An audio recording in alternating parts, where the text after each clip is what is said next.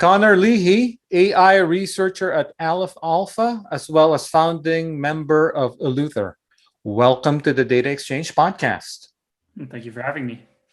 So NLP today. So I'm not an NLP researcher by any stretch, but I've been a long time NLP user.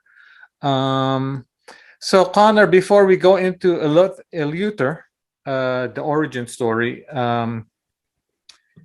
for people who don't follow NLP closely, so the one thing that probably most of our listeners have read about are these large language models. So put that in the context of someone who doesn't follow the space, like how important are they, and what are the implications of these large language models in general? Yeah.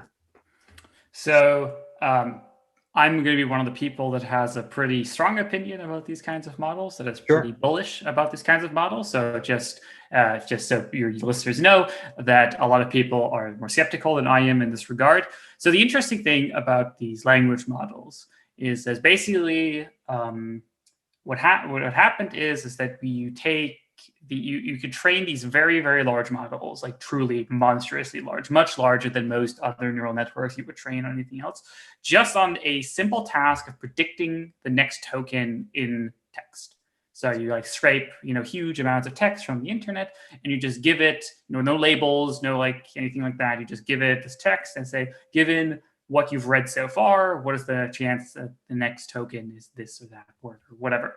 So it's a very simple setup. It scales very, very well. So you can, it's easy to get a lot of data. It's easy to make these models larger and so on.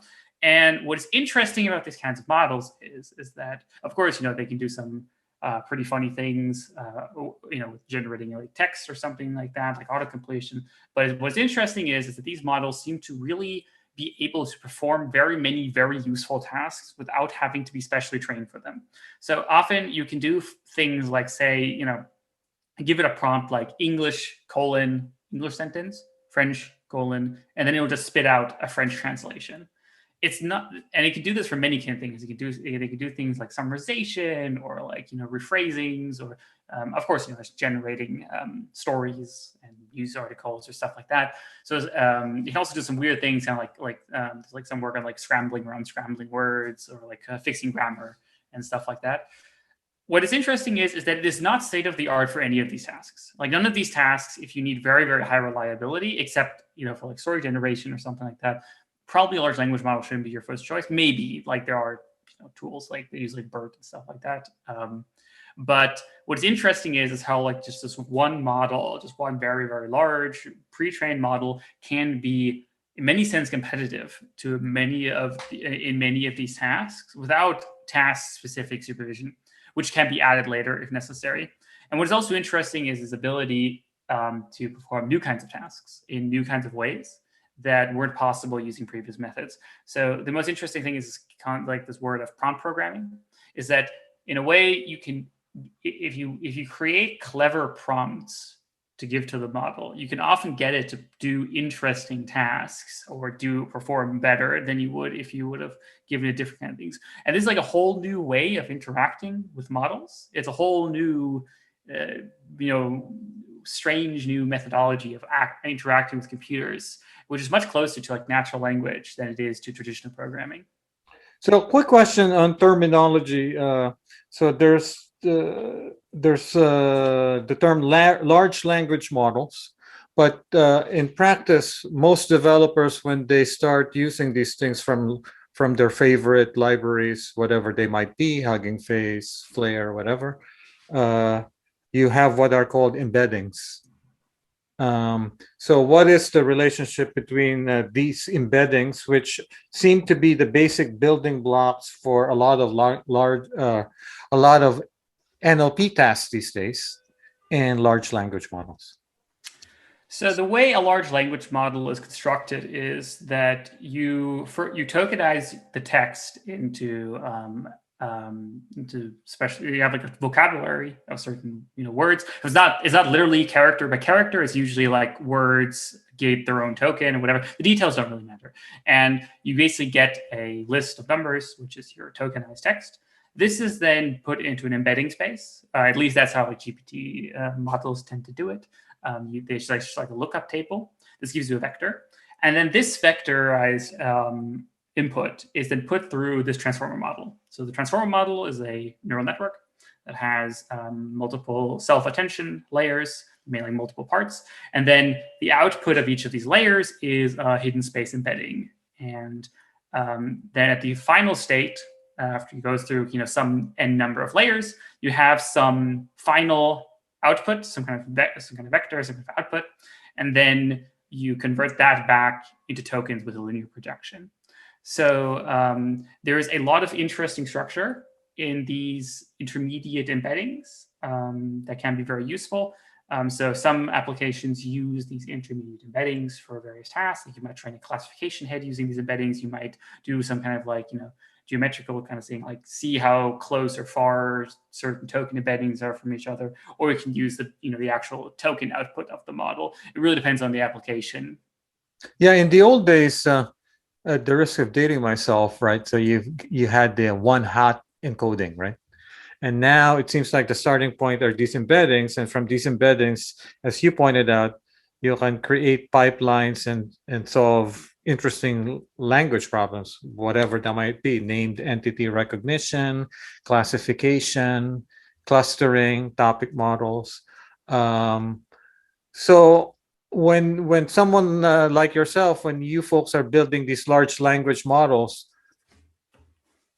are embeddings one of the outputs of that research? So most people, when it comes to language models, are most interested in the sampling, the generation of text itself. So the embeddings are more of an intermediate product. I personally am actually someone who's very interested in embeddings. I personally do quite a lot of research into these embeddings and trying to understand what they are, how we can use them, how they change throughout the layers. These are things I'm personally quite interested in. And by the way, Connor, these embeddings are super hard to follow because there's so many of them.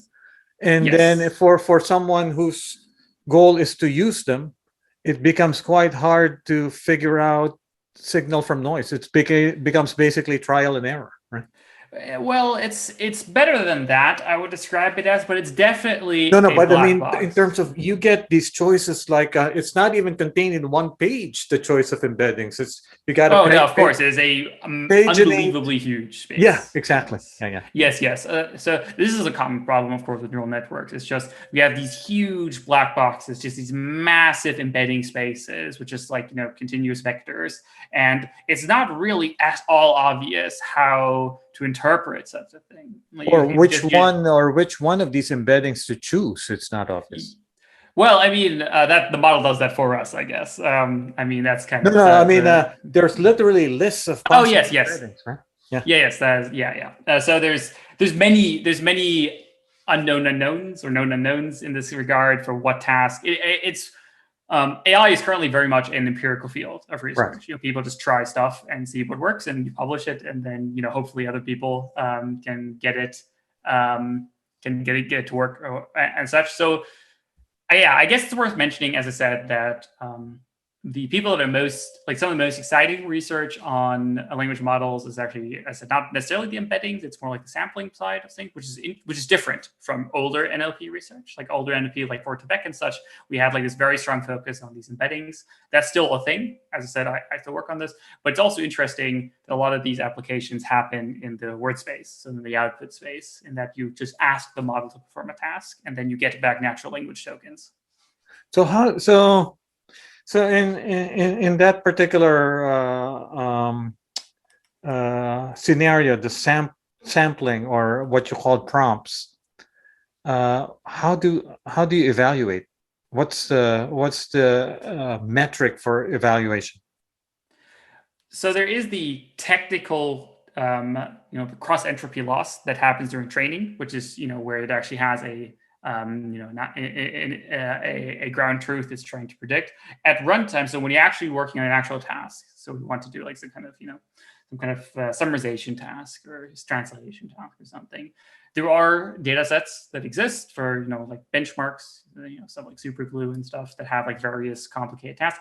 Those have strengths and weaknesses. I'm not super happy personally with how evaluation is currently done in the literature. I think there's a lot of problems with that.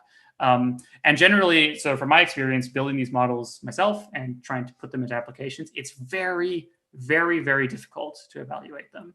That's just it feels like we as a field haven't yet really figured out what the right way to evaluate these is. It's very hard to go from a model or even from like certain evaluation benchmark numbers to an accurate prediction of how it will actually perform in your actual application. In general, I would say that most of the times, if you have language models are very good at tasks where it's like you need some creativity and where like failure is allowed. For example, language models are very bad at being factually correct. Like language models are very good at, if you ask them a question, they'll give you a very plausible sounding answer, but it's not at all guaranteed that the answer will be correct. It might just give you a very plausible answer that is 100% incorrect. And it feels like we're still so early in understanding how these models work and how to use them that there's still a lot to be gained to figure out more how to correctly use and evaluate these models. So is this an area where potentially social scientists might be able to help? Because they're pretty adept at designing tests and maybe user tests, user experience panels and things like this. I'm just spitballing here. So maybe another discipline might be able to lend some help here in this area of evaluation, right? It's definitely interesting. I mean, I personally don't work with many social scientists myself, so I can't comment too much on it. But in a way, I would be very, very interested in how other fields would approach these kinds of models. Because one of the most interesting parts of these models is that one of the things that got me excited about this is that there is this strange way in which you can just kind of talk to them in like a strangely human way. So, for example, some friends of mine have published a paper where what they did is they tested. So, in the original paper, they tested translation performance using the prompt that was like English sentence, French and then the model autocomplete a French sentence, and then they evaluated the quality. And basically, what they did is that they showed they could get significantly better performance, so like several percentage points, by instead writing the following English sentence is translated by the masterful French translator into French as : and then it performed better because because in a weird way, by telling the model you are a genius translator and you translate this so good, in a way you're telling the model to kind of simulate a better kind of prediction. In a way, the thing about these models is that basically the way they are trained is they are trained to predict the average internet user, because that's what they were trained on. So if you give them a prompt that includes like you are super intelligent and really helpful, in a way they become more intelligent and more helpful. It's really hard to explain. It's very strange. And in a way, prompt programming in that sense is kind of more an art than a science. So I could imagine, like I expect, and we're already kind of seeing this, that in the near future, we're going to have like prompt programming artists and masters that have like all these cool tricks of like how to make really artistic or like, bespoke prompts to get the best performance out of these models. And as you were talking there, the thing that ran through my head is the security space, the pen testers, the penetration testers, right? So they can also be, because they're the most relentless people around, right? So they will probe and probe and probe until they find a vulnerability. So maybe will be the equivalent of pen testers for these language models. I absolutely think that, yeah, like I'm pretty sure OpenAI, for example, already has red teams that work on that kind of stuff, where they use, like OpenAI is very interested, so they give services for large language models, and they are very interested in censoring and like filtering negative outputs or like offensive or like harmful kinds of content. And they already have teams working on trying to like, how can we trick the model into saying something bad, and how can we build filters to avoid this kind of thing. So I totally agree. I think that this in the future, as AIs become more and more a part of our daily life, the need for higher security is just going to increase, and people testing that security. It seems like this notion of prompt programming is somewhat specific to NLP, right? I'm not hearing computer vision people feeding their models. Well, there has been some work in that direction. So, for example, in my Discord server, there's like a bunch of people, wonderful people, like that have been working on using an OpenAI model called Clip, which is basically a text image associator. Like it's like it can like associate text with images basically, and they've been reverse engineering that to make it to generate images, like artistic images. So they give them like a description, and it's like an apple in the style of Van Gogh, and then it like generate an image that is closest in its embedding space to that prompt, and that has been improving rapidly recently. All right. So then at some point you posted on a Discord server, and Eleuther became a real project. So as you folks sat down, so what are the key design considerations for building a large language model? So what were the key things that you prioritized? So I don't want to give the impression that we were that organized. Yeah. So it started as kind of just a fun thing to do with friends. It was just like, hey guys, this GPT-3 thing, it's really cool. Want to experiment with that? Want to see if we can make our own? And then it kind of just picked up way more speed than I ever expected it to. Like, just a lot of really great people want to work on this, just try to build these large models, just to try it, just to see how hard is it. Can we do this too? Because GPT-3 is like the biggest of these models. It's currently not open source. You can only access it through like a private beta program, OpenAI. And so we were interested in trying to experiment with this ourselves. We didn't really expect to go as far as we did. Eleuther has been such a massive success. It is unbelievable. It's very strange. Like even to me, it still doesn't feel quite real how far we've gotten. So basically, the thing with large language models is that they've been surprisingly robust, or in a way to improvements in a way. It's like the interesting thing about GPT-3, in my opinion, the most interesting thing. So wait, Connor, so GPT-3, you alluded to, it's not open source.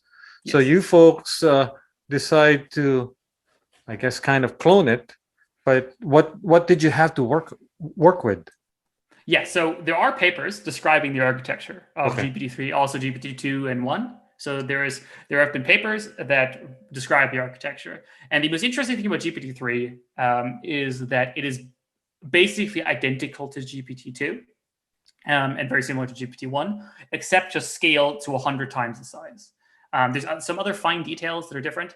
But overall, what's interesting about these kinds of models is that it seems that as you make them larger, they just become better across the board. You can just see improvements in all tasks and generation quality and reliability and things just by adding more parameters, just by adding more computing power. So you folks started out with the paper. You could glean the architecture from the paper. Now comes the hard part: compute and data. Yeah, compute, data, implementation. Yeah. I guess that's the order of difficulty as well. The hardest part about these very large models is the compute. Getting access to enough computing power for long enough time to train these things. It is hard to overstate just how massive. How expensive. I guess GPT, OpenAI has never really published how much it's costing, but people are speculating in the $500,000 and above. I would say probably a good amount more than that. My speculation would probably be like at least 10 million. 10 million. I would have to get, assuming that they didn't do everything right on the first try, and they had all other expenses. So I would say like at least multiple millions, probably 2-digit millions, to get this kind of compute. And also all the test runs and the failures, and you have to add all that in, of course. So that is by far the hardest part in making these models. The data is also not easy. We did tackle that problem and released our own data set, the pile. Right. The preprint is on archive. It's a very large hand-curated data set of text, which should be enough to get us to train models well into the trillion parameter regime. So this should be enough data for a good while, we think. And then the implementation is what about funding? So just for example, the pile. Yeah. You must have used some mechanical Turks or people. No, it was all volunteer? We all collected. So it was mostly collected from other data sources. Okay. We created some of our own data sources by scraping or filtering certain parts of Common Crawl, web text, and such. So we introduced some of our own data sets and then collected several other data sets, various sizes, a lot of them scientific in nature and academic. We were very interested in academics. So we have like Aleph Archive and PubMed and any other things we could get our hands on that we could like legally publish. We collated into this large data set. The interesting thing about Eleuther, I guess what makes Eleuther special is that we don't have funding. We don't want funding. We actually don't take donations. So like people have offered us money, and our saying is kind of like, we don't take monetary donations because we don't want to have like weird incentives. Maybe if someone offered us like a large amount of money, like if someone offered us like $1 million or something, then we could talk about it. But for the most part, what we've been getting is that just by it's just hardware donations, just kind people and like academic programs that give you access to computer hardware. Worth mentioning the TensorFlow, or I think it's called the TPU Research Cloud now from Google, which is an academic access program. The TPU is kind of like what get us first started. Nowadays, we are graciously supported by the company CoreWeave. They have access to a very large number of GPUs, and they're allowing us to use them as they scale up their hardware that they're buying currently in order to allow us to train a full GPT-3 sized model in the future. What's the training time for your latest model? So the latest model that is currently released is that is the 2.7 billion model. There are several other models in the pipeline, but I can't give any timelines for this. We have a policy of never giving timelines because we're all volunteers. We never know how long things are going to take. I think it was like, it depends on the amount of hardware you have. I don't remember exactly what hardware we used to train that. We trained on TPUs. I think it took like a few weeks, maybe a month. And that was on, I don't remember exactly the details. It's actually a funny story about those models. I hope you checkpointed along the way, just. Oh yes. We learned. Yes. You always checkpoint. Very important. Especially with large models like this. Things can go wrong everywhere, and we also use a lot of like preemptible hardware so that it can like be taken away if other people need it, because it's easier to access it, and so you need to checkpoint regularly. It's quite a funny story about those models actually. So we've actually had these models for many months. And we just thought no one would care about them, so we just didn't bother releasing them because we're like, they're not that big. Look how small they are. Who cares about these? And but then several people told us like, hey, we want you to release these, so we did. And then suddenly we got like all this attention, like tons and tons of people suddenly, were interested in us, and like I think the model's been downloaded like tens of thousands of times. And that was a big surprise for us actually. We thought we were just a humble little research program here, but now there's been quite a lot of interest in that, and quite a lot of people are excited for the larger models that we'll hopefully be soon releasing. So one way to interpret what you folks have done is the following, which is basically someone with, obviously you folks are extremely smart people, individually and collectively, but would a nation state with more resources be able to create the equivalent of what OpenAI is doing? Absolutely. As I've said, the interesting thing about GPT-3 is that it's just scaling up. It's just more compute. I say just. There is some engineering challenges to be solved, but these are definitely well within the capabilities of a decent team of engineers. As I say, if a bunch of 20-somethings in a cave can make this, a nation state can, and this is already we've been seeing happening. So there's recently been the Pengu Alpha model, which is a 200 billion parameter model trained on Chinese text by actually I forgot who exactly trained it. It's not as good as GPT-3. It's like only trained for like a tenth as long. It's like a lot of caveats about it, but it's definitely a showing that this capability exists. I also happen to know from reliable sources that like also I know a Russian organization with ties to the government is also working on their own model. I don't know what the status there is. There's also a group at Stanford University working on large models. I also am not currently aware of what the status is. And also worth mentioning, there is a very large academic collaboration currently going on, led by Hugging Face, which is right. The big science project. Big science project from Hugging Face, which is what I would consider probably the most likely to succeed in the near future. They've been doing really great. We're big fans and we're friends with the Hugging Face people. Very happy to see what they're doing. What about other big tech companies? Google, I'm thinking Google, Apple, Microsoft, Facebook. Yeah, absolutely. I'm surprised they haven't already created their own GPT-3 clones. If they haven't, I think it's quite likely that they already have this internally. So like recently there was this Google I/O conference where they hinted that they have like very powerful models, but they didn't give any details. Like we tried to look for how big are these models, how are they structured, but there's like nothing we could find. But yeah, like this stuff is chump change for Google. Like sometimes it's truly hard to understand how big Google is. Google is so powerful. They could trade these things, easily in a few weeks. So we kind of brushed over compute. So there's compute and I guess global warming. Well, yes, of course. I think it's good that you bring this up because I've seen this argument many times, which people rightfully bring up. These models use a lot of electricity and such, but I feel this is a kind of a I think this is a good argument to have.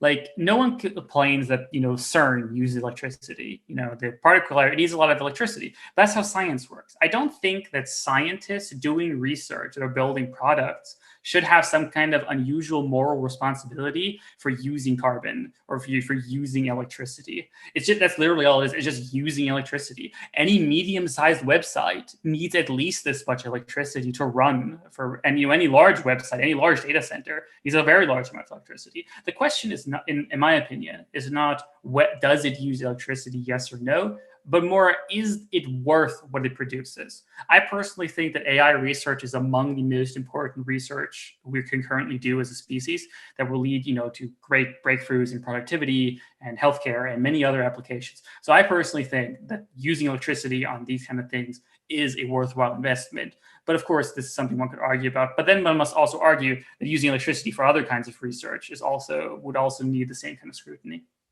So at least, so the other thing you alluded to, which I concur with, is right now ML and NLP in general are empirical sciences, right? So, and as you said, these language models right now, by all accounts, they get better as they get bigger. So do you think there's a scenario, Connor, where at some point you get somewhat diminishing, either diminishing returns, or two, someone clever comes up with, hey, I can actually come up with a compressed version of these models, which are just as good, which of course, I guess you still have to train the big model before you compress it, right? I guess, is there a scenario where one, either there's diminishing returns, or two, someone comes up with a smaller model? Yeah, so I mean, there is definitely a kind of diminishing return. So there is these scaling laws, which kind of let us estimate how much data and how much compute we need to get, larger and larger models to get a certain level of performance. And there is a sense in that like 100 times per compute will get you like 10 times more performance or something like that. These are just invented numbers. Like these aren't literally the numbers, just to give people a feeling for what we're talking about here. Very interesting about these scaling laws was this discovery that it seems that, at least for like most of the models that have studied so far, as we have more and more compute, we want to train bigger and bigger models because they actually become more sample efficient. So like very, very large models proportionally need less data than smaller models do to reach the same level of performance. So you still need more data as they become larger, but it grows not as fast as the model size grows. As the model size grows very, very large, they can be actually very efficient in the number of samples they need to reach a certain level of performance. So there is a kind of diminishing returns, and it is possible that we will hit some kind of limit, that they will be like, oh, once you hit a trillion parameter or 10 trillion parameter, like some problem happens and performance levels up. That's definitely possible. But currently, we don't really seem to see that happening. Again, it's an empirical science, so it's very hard to know. As for some kind of breakthrough, making things more efficient or compressible or distillable, it's definitely possible. Scientific breakthroughs are extremely unpredictable. I don't feel that we as a science, as a field, yet really have any kind of really strong fundamental understanding of how neural networks and gradient descent really work. Like, we don't have really predictive theories of like how neural networks work, really. So I think there's a lot of unknown unknowns, and we're going to have probably many surprises still ahead of us. So give us a sense, Connor, of these large language models once they're trained. So you begin interacting with them using these prompts and hints and stuff. So once they're trained, is there a notion of tunability? Can you tune them? Can they learn from your prompts? So they can't learn from the prompts themselves. So they're kind of like someone who would have like anterograde amnesia. Like there's a certain size of prompt window, something called the prompt window, that models can remember, quote unquote. So like you could give it a prompt and it might write a bit of something, and then you might add to that and you have it write a bit more. But the whole thing can only be a certain size until the model starts forgetting again. So you can imagine it has a number of like hidden states, kind of like you can imagine like an LSTM or like recurrent neural network. They can only go a certain fixed amount of steps backwards. It might be possible to fix this somehow. There's a lot of ideas about how to like compress these things, like pass them along, potentially like bake them into the neural network weights through updates or something like this. But as the models currently stand, once the prompt window is flushed, once you start from a new prompt, it forgets everything it knew about the previous prompt by default. That's how these models tend to currently work. So the large language models that are famous, particularly GPT-3, give us a sense of language support. So how many languages, is it multilingual? It is not multilingual by design. So it is designed to be English, but this data set is so huge that even so, the data was filtered for English only. So enough of like other language stuff somehow made it through the filters that you could still see that it has significantly reduced performance on other languages, but it's still non-trivial. Like, it could do, especially like common Western languages that are similar to English.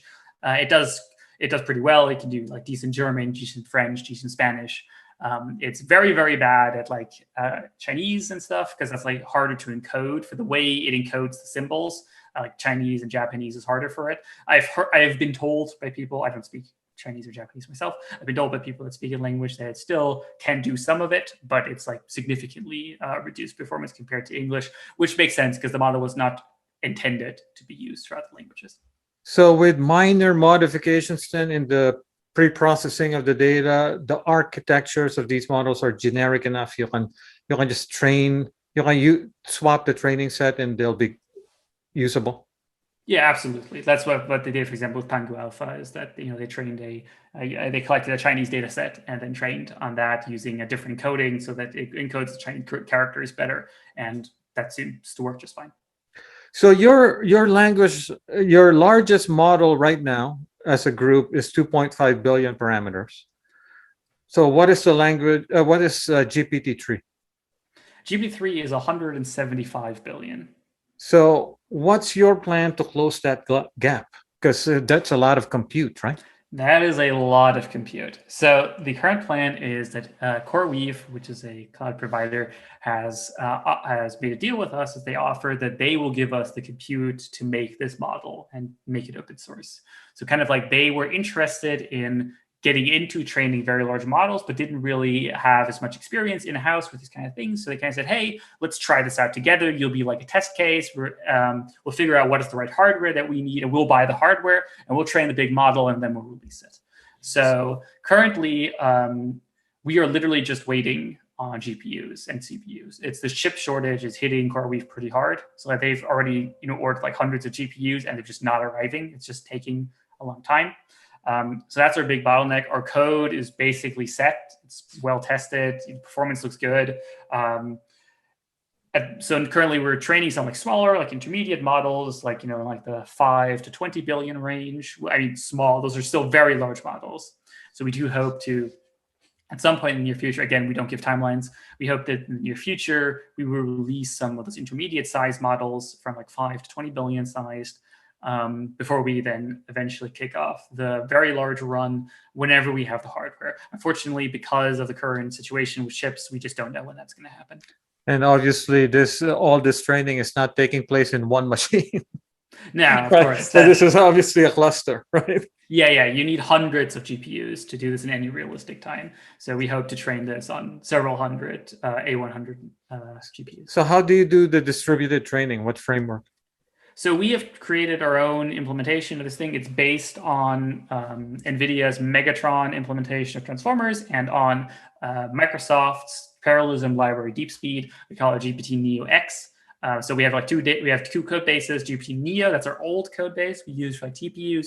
There's a lot of problems with it. It worked for what it would need to do, but it wasn't perfect. But now we have access to GPUs, so we create Neo X. Neo X is for GPUs across multiple machines. So it has support for training very, very large models across multiple machines on many GPUs. It has a lot of advanced features, 3D parallelism and stuff like that, thanks to DeepSpeed and Megatron. Well, if you want to try another distributed framework, check out ray.io. Yeah, I've seen Ray. It's quite interesting, but it is not what we need. And PyTorch and DeepSpeed already have all the features we need and have some extra specifically for this kind of distributed task. It has very specific requirements for it to work. So we found that this works quite well. Okay. It's still very tricky to get it working in practice. This is just new. It's a new field, these are new kinds of tasks outside of like Google and like other and OpenAI. Very few people have trained models of this size, but the tooling is rapidly improving. It's already much better than it was a year ago. Well, if you ever need to talk to the Ray folks, let me know. So, thanks. All right. So the other aspect here is ethics, responsible AI, bias. So what are some safeguards? This is a very large topic. This is and I don't want to like pretend that this is not a complex topic. It's not that there's like a clear answer here. And obviously, Connor, this is ethics, so there's no bulletproof checklist for ethics, right? Exactly. It's very complicated. So personally, I am someone who takes AI ethics and AI security extremely seriously. I consider this AI to be potentially the most important development of our lifetime. It is a powerful change, potentially on the scale of the Industrial Revolution. It could very much change our lives for the better or for the worse. There's many ways in which these technologies can be abused. There's many ways that just accidents can happen. Personally, I am more concerned about accidents than I am about malicious misuse. Misuse will happen as well, no question. But I feel that there is also a very large and somewhat underappreciated danger of just accidents, just people thinking they understand their model and then deploying it, and the model does something very strange that they did not expect them to do. So it's a very, very hard field. And at Eleuther, we take this very seriously. We have many long debates about, is what we're doing the right thing to do? Is this a bad thing to do? To give you the shortest answer I can without, spending hours digging into every single detail, our current kind of consensus is that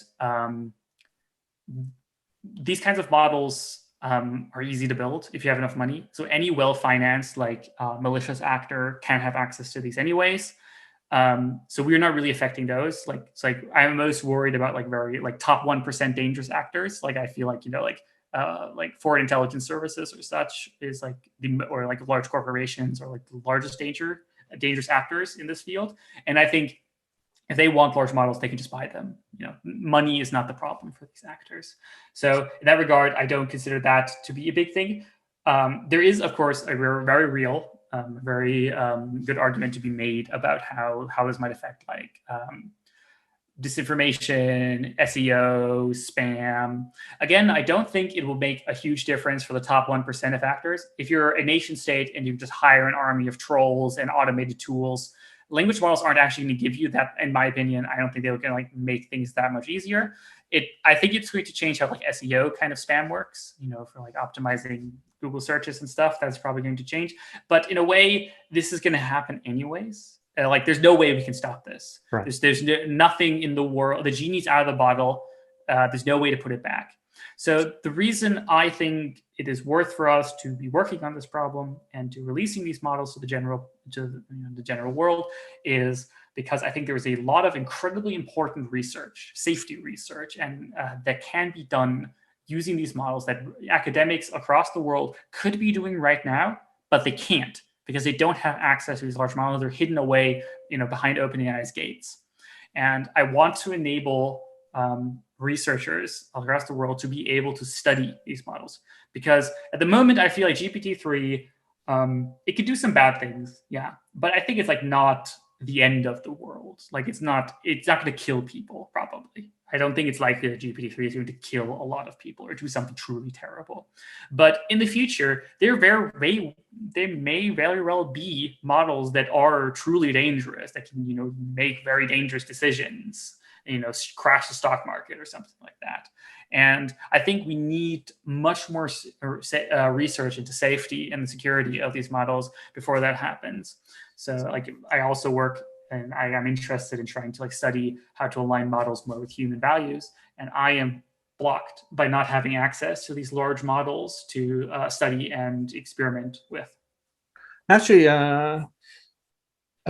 when I asked you the question, my thinking was, so one way to do this is to basically have the equivalent of pen testers for responsible AI, where they're hammering the models before you release them. But then, as you very smartly pointed out, as well, what we can do though is train these models, release it to researchers, then they can hammer the models and see where it falls down, right? Because right now they are unable to do that, right?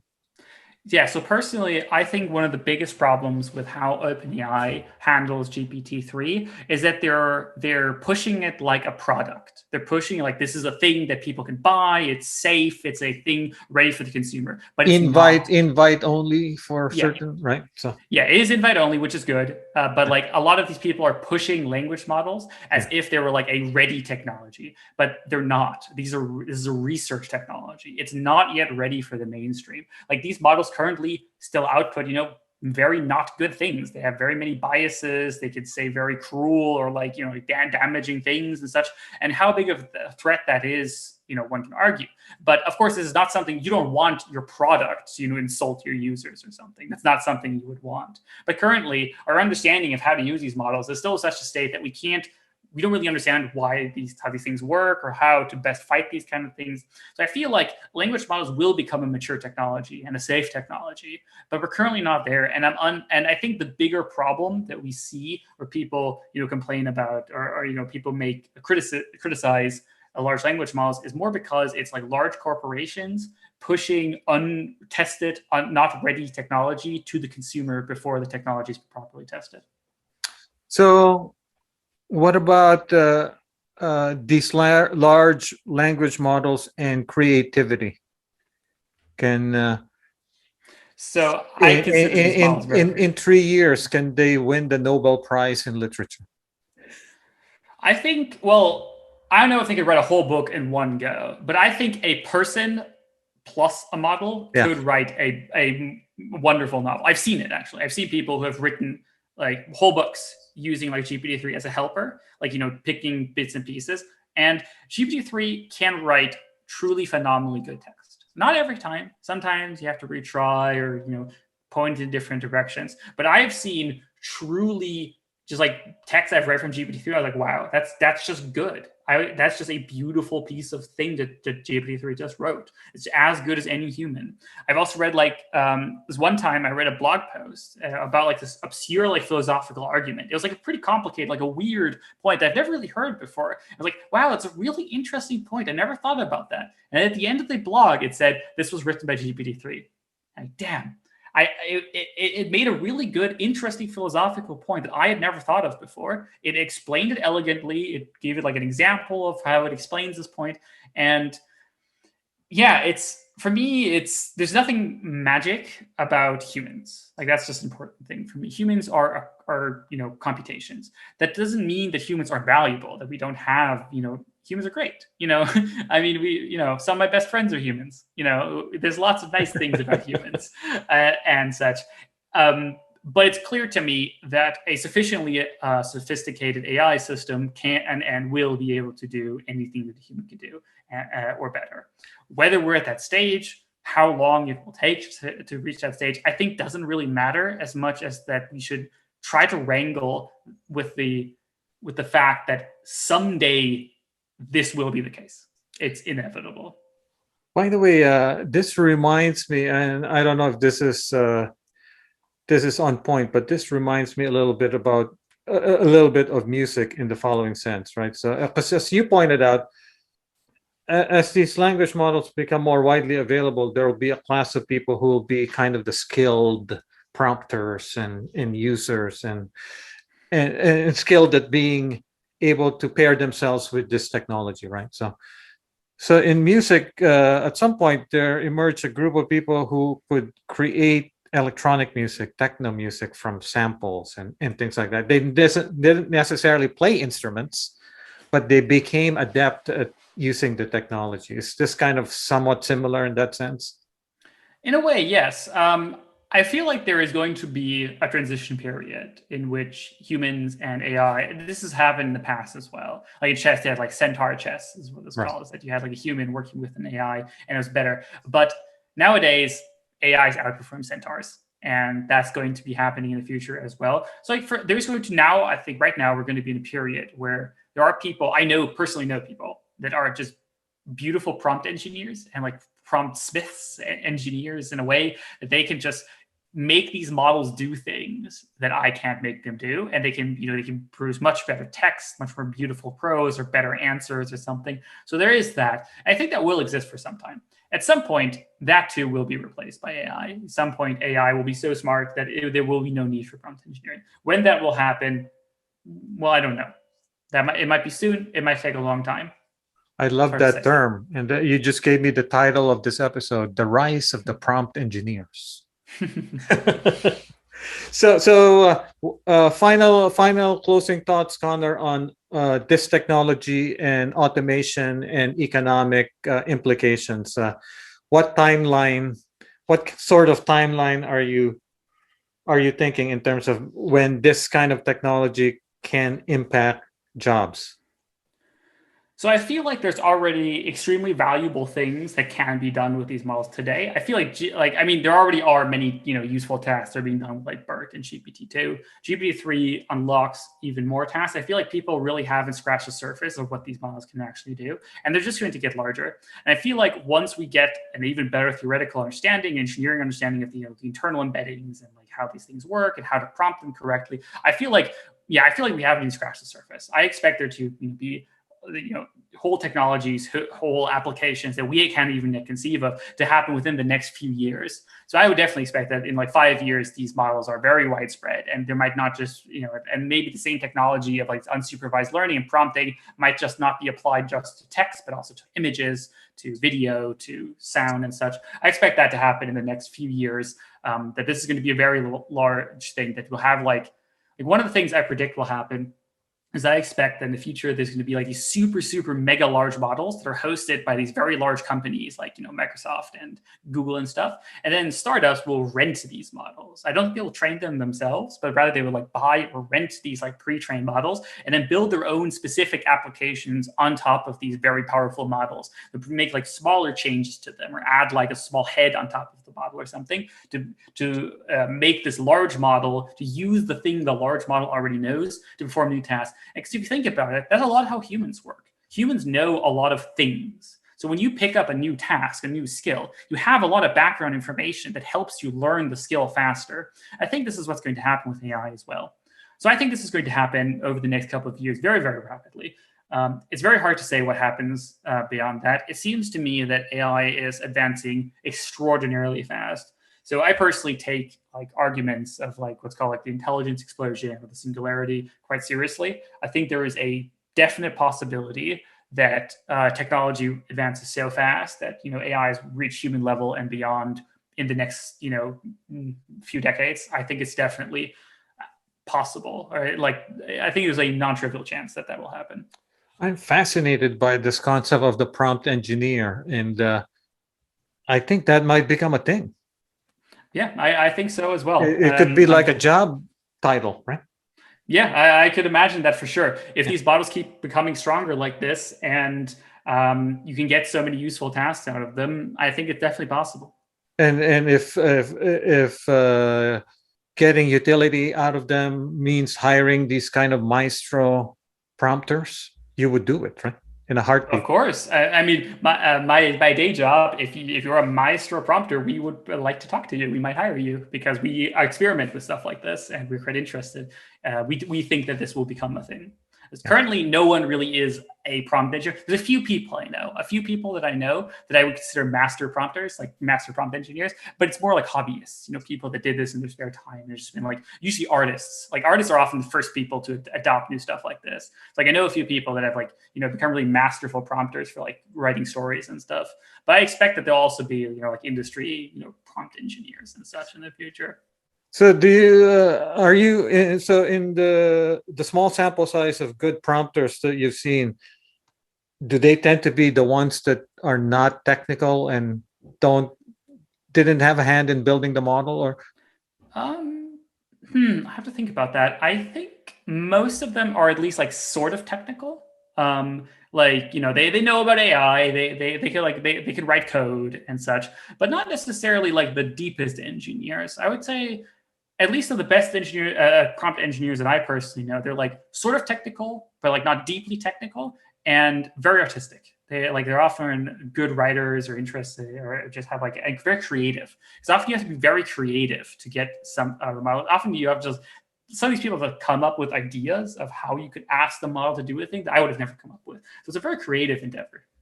And by the way, Connor, I think this is also a function of the fact that these models are not widely available, because for all we know, the best prompt engineers might be humanities majors.